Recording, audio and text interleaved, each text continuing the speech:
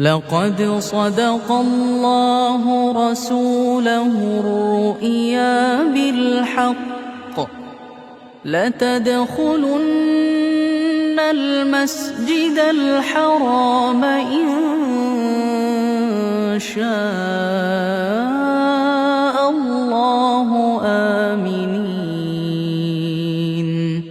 محلقين رؤوسكم ومقصرين لا تخافون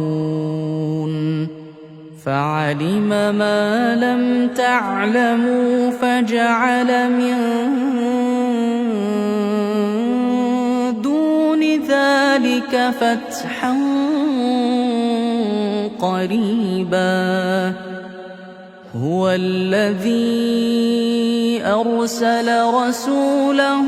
بالهدى ودين الحق ليظهره على الدين كله وكفى بالله شهيدا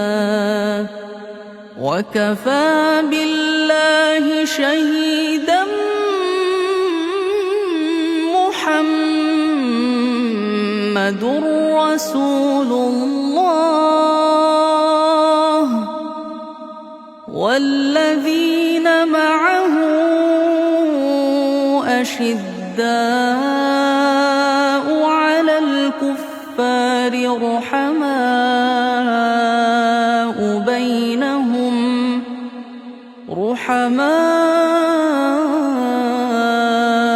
بينهم تراهم ركعا سجدا يبتغون فضلا من الله ورضوانا سيماهم في وجوههم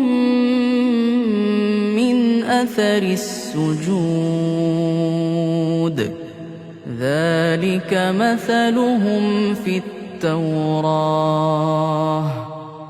ومثلهم في الإنجيل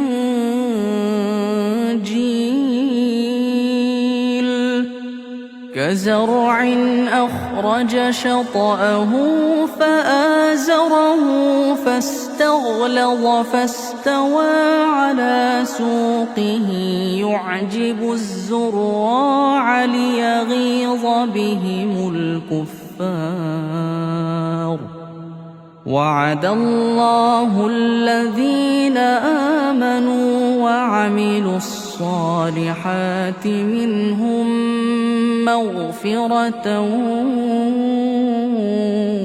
وأجرا عظيما